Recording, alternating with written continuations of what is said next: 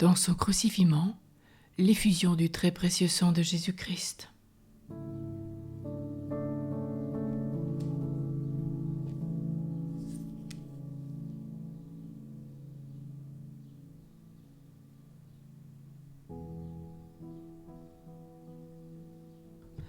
Arrivé au calvaire après un pénible voyage, une pénible marche,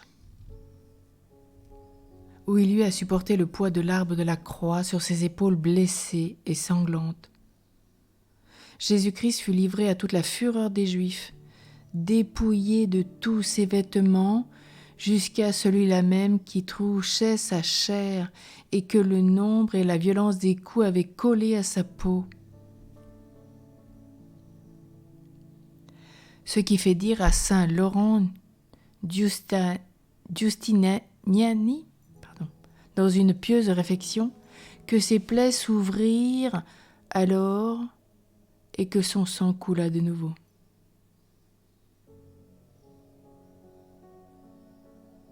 Je considère, avec tous nos frères et sœurs sur la terre,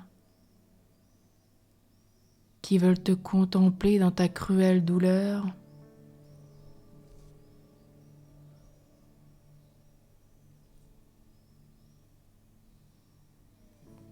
oui, nous considérons ta douleur, ta confusion, les opprobes, les insultes, les tortures que cet agneau innocent eut à souffrir au milieu des loups, plein de rage, avide de son sang, avide de le crucifier. Sachons au moins de quel enseignement est pour nous ce dépouillement. C'est le docteur saint Augustin d'Hippone qui en explique le mystère. Le Seigneur veut avec ses plaies et avec son sang nous dépouiller des vices auxquels l'âme est si attachée. Quelles sont ces nombreuses attaches vicieuses qui prédominent en nous? Attaches d'autant plus pernicieuses que nous les reconnaissons moins. Ô Jésus, par ton sang adorable, fais que notre cœur se détache de tout ce qui n'est pas conforme à ta volonté, à ton désir. Dépouillé de tes vêtements, tu vas toi-même te placer sur la croix. Tu y étends tes mains et tes pieds que les bourreaux cruels ont la barbarie de transpercer de clous. Ils font craquer les os de ce corps sacré, démantèlent tes membres, et de tes blessures font échapper des torrents de sang. Alors qui peut exprimer avec des paroles les douleurs de Jésus dans une telle effusion de sang? La croix s'élève et quelle douleur encore! Elle est plantée dans la fosse qui lui est préparée. Ô Jésus, tu es crucifié et exposé à la vue d'un peuple immense. Le soleil s'obscurcit. Les ténèbres couvrent la face de la terre. Les pierres se fendent, les sépulcres s'entr'ouvrent, les morts en viennent à la vie. Le voile du temple se déchire. Cependant, Jésus offre son sang au Père éternel et le prie par ce sang de pardonner à ses bourreaux. Il efface avec ce sang la sentence de la damnation éternelle, apaise la justice irritée, consomme son sacrifice et scelle avec ce sang et avec sa mort le nouveau et éternel testament. Dans tes plaies, comme des sources vives, coule ce sang qui arrose la terre et la purifie de ses souillures, comme dit saint Jean Chrysostome. Oui, tu arroses la terre et la purifies de ses souillures. Qui ne voudrait pas participer à ce sang? Quelle âme ne désirait pas voir les plaies sacrées de Jésus s'imprimer dans son cœur avec les caractères du très précieux sang? Et c'est ce que nous demandons à chaque chemin de croix. qui ne sentirait tout enflammé d'amour envers Jésus-Christ crucifié qui nous invite à boire cette source de miséricorde?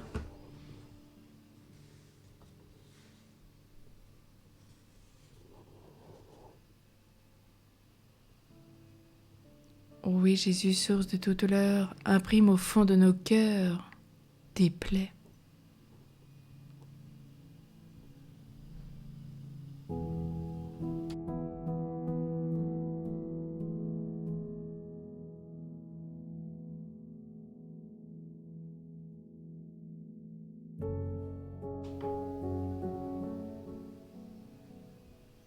Dès son enfance, Sainte Catherine de Gênes avait dans sa chambre une image du Christ mort. Vous vous rappelez que c'est elle qui a écrit le traité sur le purgatoire, une des œuvres majeures de l'Église. À force de le regarder, dit-elle, ainsi transpercé et sanglant, mort, elle se sentait tout enflammée d'amour pour lui. Aussi voulut-elle ensuite se faire religieuse.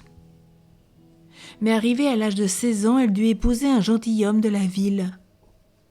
Dès lors, à l'instigation des siens, elle se livra aux relations mondaines et aux divertissements dangereux du siècle.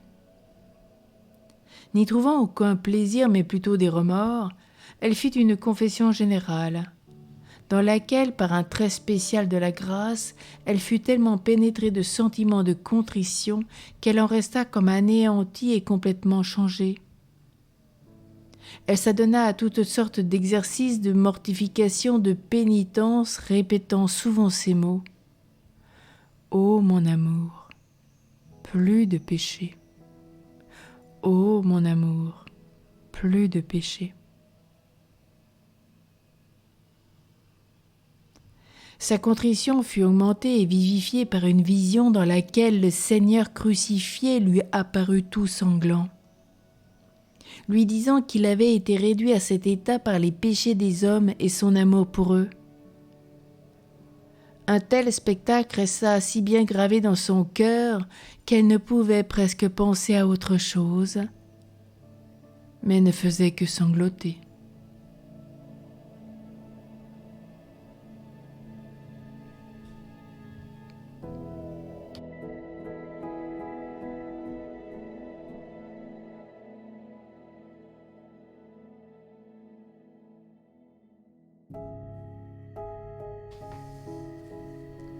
Prions avec Sainte Catherine de Gênes.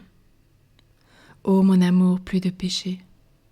Mon Sauveur crucifié, si quelquefois, ou beaucoup de fois, par mes péchés, je me suis joint à tes bourreaux, si j'ai ouvert tes plaies en te crucifiant de nouveau dans mon cœur, aujourd'hui plein d'affection et de repentir, je sens la plus vive douleur. Par ce sang sacré qui coule de tes blessures, je te prie de me pardonner. Je t'adore sur la croix et je me joins à toi. Je joins mes adorations à celles que ta très sainte mère Marie, le bien-aimé disciple Saint Jean, Marie-Madeleine, les saintes femmes et le bon larron Dismas converti t'offrirent sur le calvaire.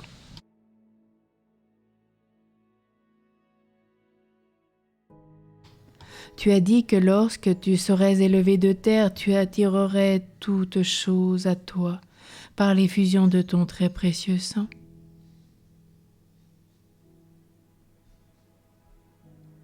Voilà que tu es élevé de terre sur la croix. Ô Seigneur, qu'aujourd'hui ton nom soit glorifié. La croix est ta gloire. En vertu de la croix, tu nous attires à toi par les liens de ton sang.